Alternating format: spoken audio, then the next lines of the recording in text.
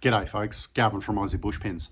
In this video I'm going to show you how I make and turn crochet hooks. Well, technically I'm going to be showing you 3 crochet hooks. They're each slightly different. I'll go into those in the video, but it's the standard kit, one that I've extended out, made it a little bit longer, and an enclosed one out of resin. It's not showing the colours. It's not a very bright resin, this one, but it's still beautiful. These two are out of Gidgee, one of my favourite Australian timbers, Gidgee. I really enjoy this stuff, and it grows not too far from here, only about 3 hours away, so I can collect it reasonably easily. Anyway folks, let's get into it, and I hope you enjoy the video. Catch you soon. Bye. So I've got my wooden blank. I've got my crochet hook tube. Need to measure it up, so try and turn that. There's a few mil left on this end, and I'm going to leave a few mil on the other end and just mark it. So now I'm going to cut the blank.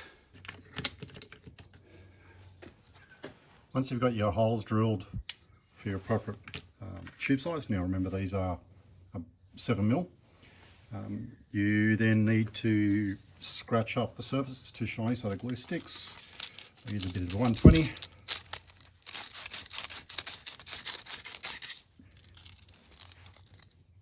can see they're shiny and rough.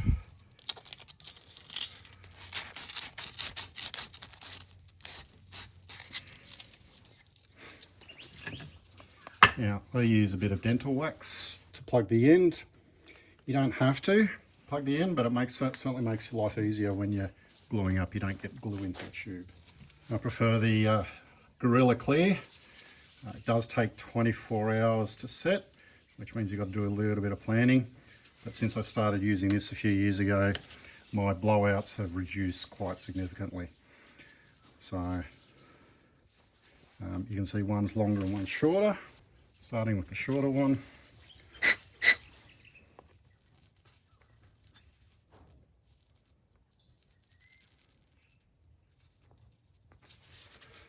Glue, and then I paint the entire inside with a Q-tip, cotton bud.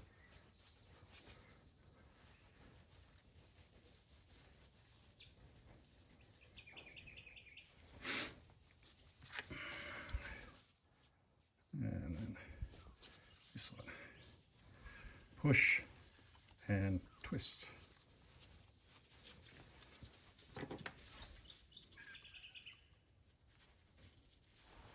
You see all the excess glue coming out the bottom.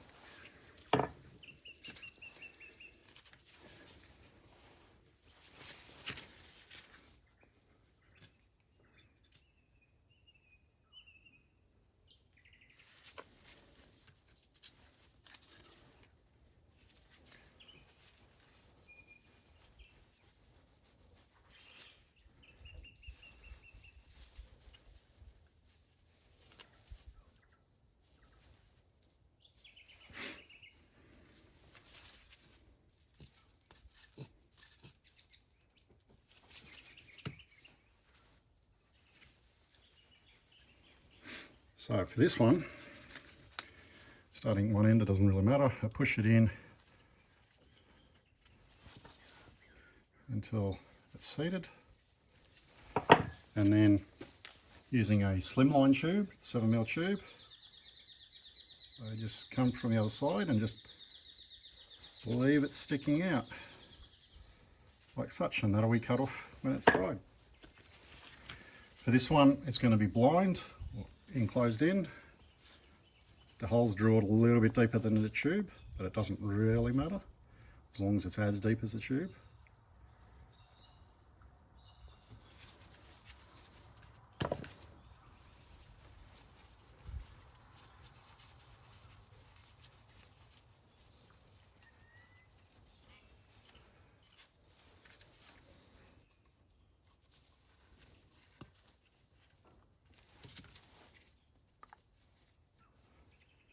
Seated just below.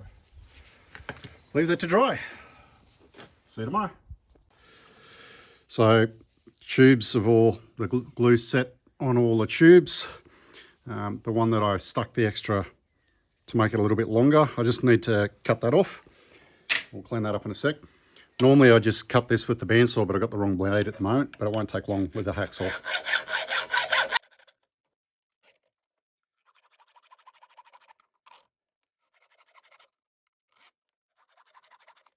That doesn't matter. I can simply clean that out. And when I run the pen mill on it to flatten it all up, that'll even it all up. So we'll get to that in a sec. Need to square the ends up.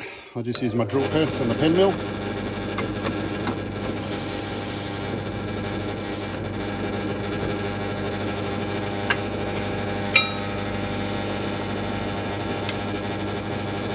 This is the one that was a lot longer.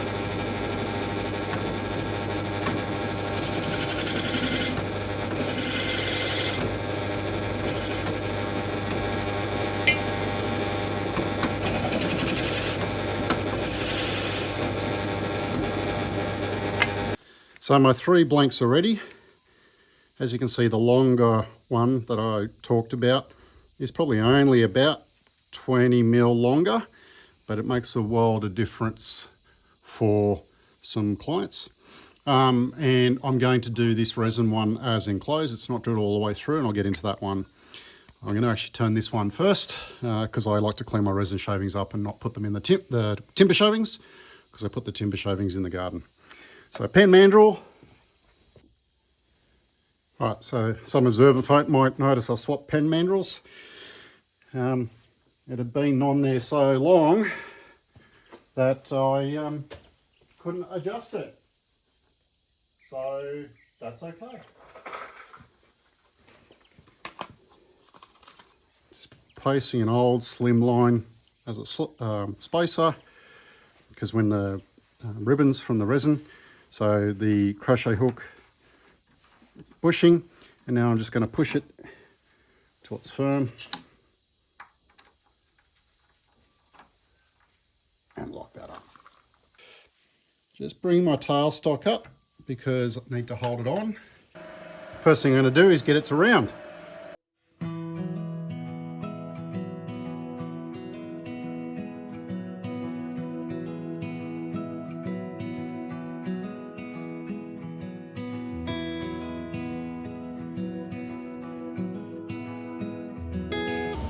Now what I need to do is work out my length. So here's the tube that's on the inside, and I'm going to give it about yay much.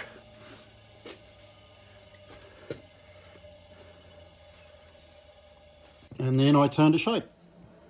I'm going to just quick put in a parting line so I know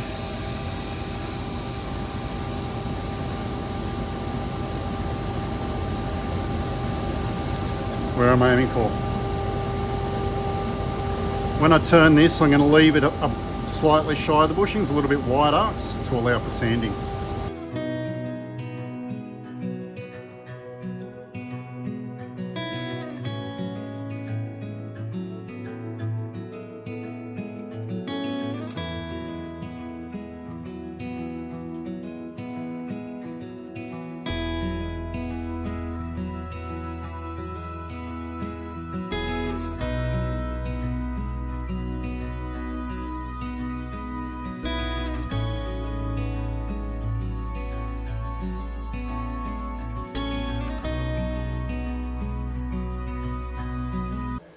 I've turned my lathe down to about 700. It's time to get on the wet sanding. So I start at 150, go up to 1200, and then on to the micro mesh. I'm not going to bore you with all of that. I'll probably edit most of it out.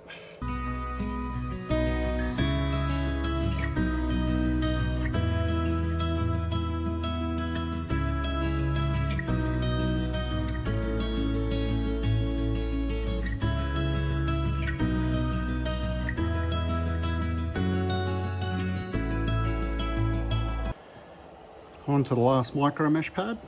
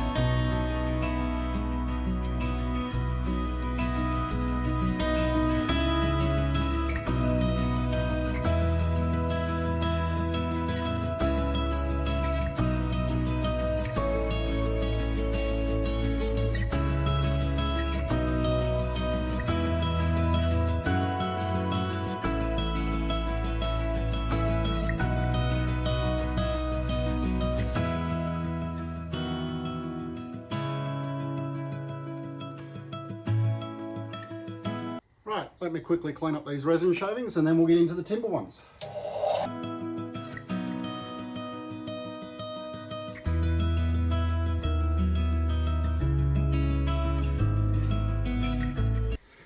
Righto, time to swap back to my normal pen mandrel.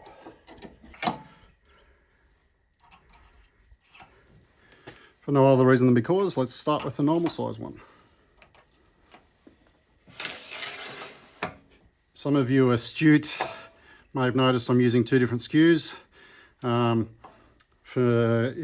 try and reduce the amount of times I've got to sharpen while I'm turning pens. It's still the same amount of sharpening time, but by roughing down with this one, for whatever reason, I prefer to finish with the straight skew. Don't know why, I just do. So I rough down with this one to get rid of most of the bulk, and that leaves this a little bit sharper for that fine finishing. And still got to sharpen both of them, but I have to go to the grinder less while I'm actually pen turning. Currently sitting at about 2000.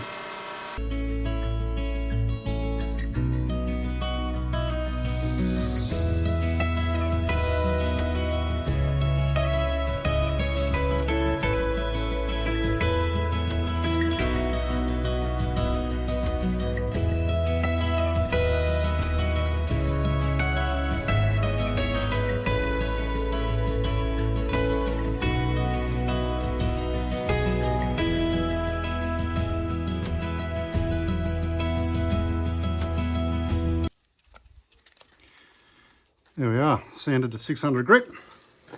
Let's turn the next one.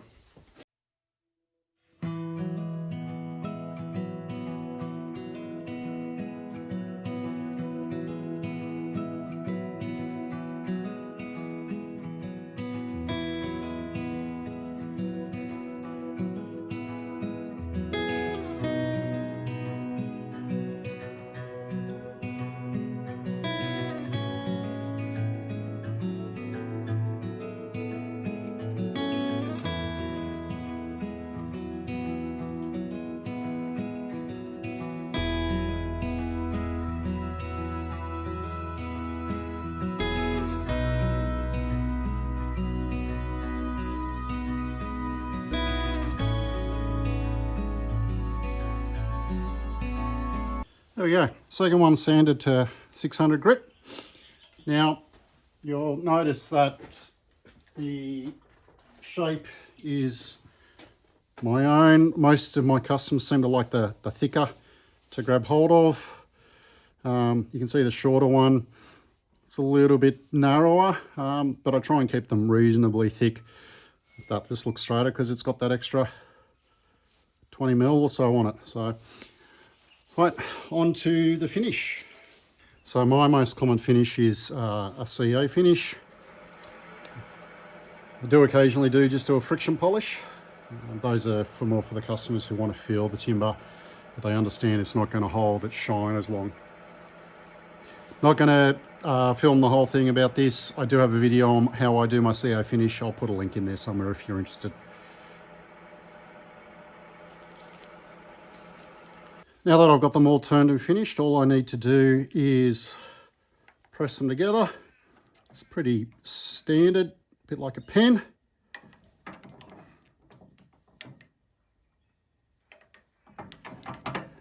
Gently and slowly. The amount of pens and that I've cracked at this point because I've gone too fast and not taken care.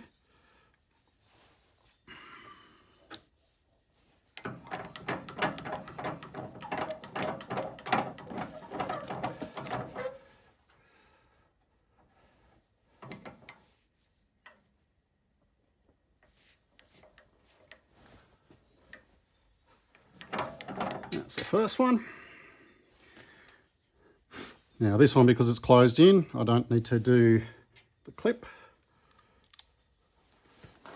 Put that against there, against the nylon, so I don't.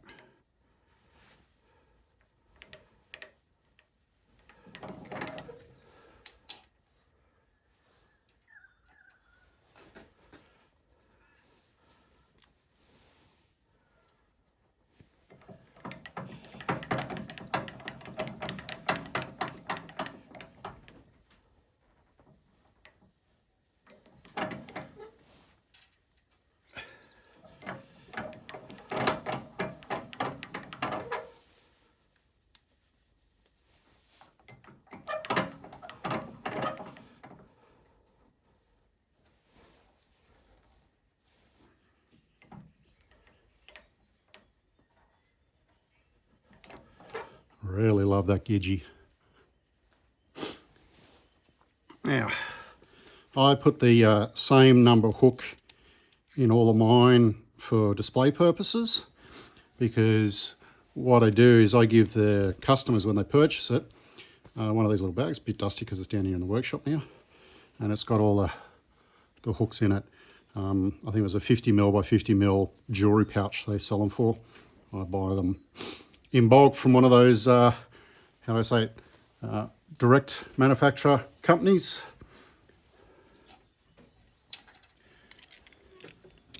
And there we have them, folks. 3 crochet hooks.